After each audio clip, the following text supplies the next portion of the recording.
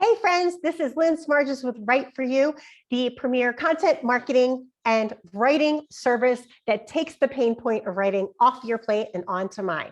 All right, so this video, we're going to continue with ghostwriting and we're going to talk about tips for working with your ghostwriter. So this is some advice on if you've already hired a ghostwriter on how to work with them to get your book completed in an efficient and effective manner. Because you don't want your ghostwriter to be rushing through your book super fast, but at the same time, you don't want them to kind of put your book on the back burner and then you're always following up with them or emailing them or calling them or texting them to find out where you're at. You should never have to do that. So here are a few tips on how to work with your ghostwriter.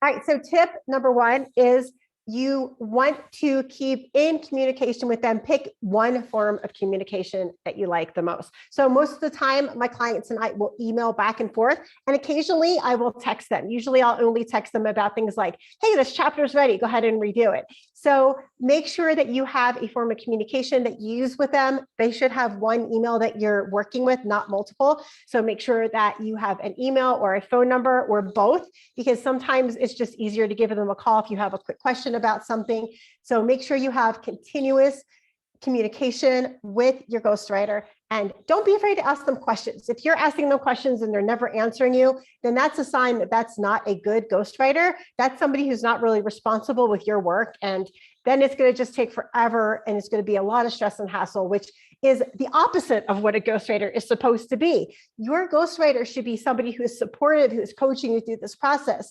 Like when I help my clients with ghostwriting, not only do I help them with writing their book, but I also coach them, because a lot of my clients are like, hey, do you think this is good enough? What do you think about this content? And I will give them my honest opinion, like, yes, I think this is great content, but maybe not in this chapter, or let's put this aside for now and we'll think about it and maybe add it to a chapter later. Or yes, I think this should go in chapter 7, definitely go in chapter 7. So whatever it is, your ghostwriter should help you not only be communicating really well, but they should also help you be coaching you through the book writing process and telling you like when you should buy your ISBN and things like that.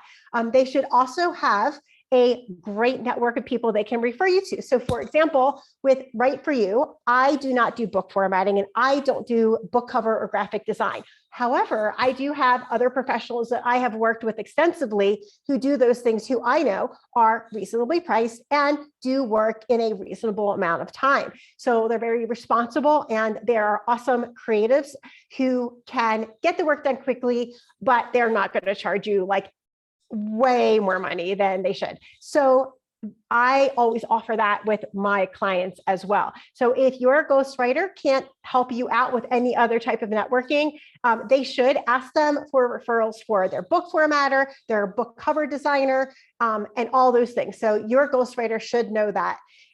Another thing is you want to also find out if there is a book they've written. So like I personally authored a book, it's called The Guide to Traveling Gluten-Free, and it's under my podcast name, Aliquity. And so people can go purchase my book to see how I write. Now that is a couple years old now, so I have improved on my writing skills because I'm writing every day, so I'm improving. But you can always ask them if they've written a book and purchase that book, and then see what their writing style is, so you can find out. So that's always a good thing to do as well. So another thing when you're working with your ghostwriter is it's important to meet on a consistent basis.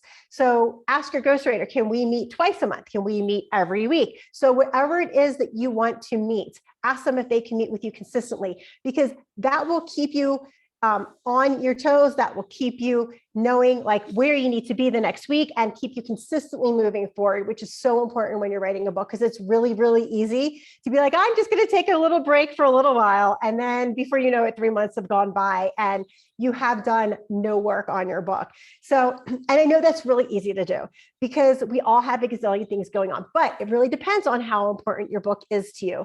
So if your book is really important and you have a drop dead goal date, you want to get it down, it's really important to meet with your ghostwriter on a consistent basis so that your ghostwriter understands that, hey, your book is really important to you, which they should already know, and B, that you are really dedicated to putting in the time to get it done by your goal deadline drop dead date. So that's really important. So meet with your ghostwriter on a regular basis. Another thing you want to work with your ghostwriters, I work with all my clients in Google Docs because it's just really easy. Like you can get on, I can jump on a Zoom call with my client, we can work together. So if your ghostwriter isn't willing to work with you live one-to-one, like on a Google Doc or something like that, ask them, hey, can you work with me live on my Google Doc? Because that is the easiest way to go back and forth. Because can you do it with email? Yes. But as we know, having a conversation with somebody in real time, you will get so much more done. And ghostwriting really isn't a process that should be done via email only. Like there's little questions I sometimes ask my client, like, hey, this is a paragraph from page 73. Can you please clarify what this means? But in like, as far as progressing forward with your book, you do need to work with your ghostwriter live, at least I would say twice a month if you have any type of deadline. If it's an open-ended deadline, you can meet whenever, but then the chances of your book getting done are really, really slim. So you want to make sure you have that deadline, set that deadline with your ghostwriter, like right up front. And can you always change it? Yes, because we know that especially in today's world, things can blow up in a heartbeat. So you can always change your deadline, but it's really good to have a deadline when you start out of the box with your ghostwriter. So for example, right now I have a client, she wants her printed book in her hand a couple weeks before Christmas because she wants to give them out for holiday presents. I think that's a great idea. So we made up a timeline and she has to get X things done by certain dates if she wants that to happen. And all my clients know right up front, okay, this is what, if you want this done, I can do this for you, but you need to do X, Y, Z in order for that to happen on time. And so I'm very upfront with my clients, so make sure that you ask your ghostwriter, hey, do you think you can get my book done by this date? If they can't, you might need to find somebody else, or you might need to adjust your schedule. So it just depends on how busy the ghostwriter is, how many projects they have on their plate, and how quickly they work, because writers, like everybody else, have a different, capacity. So mine's pretty high. I can get a lot of projects done very quickly. So I can, as long as my client's doing their homework, get stuff done pretty quickly. So make sure that you set your goal right up in front with your ghostwriter, and that you also have little mini goals along the way. Like, hey, we're going to do the first 2 chapters by the end of this month. Or you're going to get done half the book by like July 1st.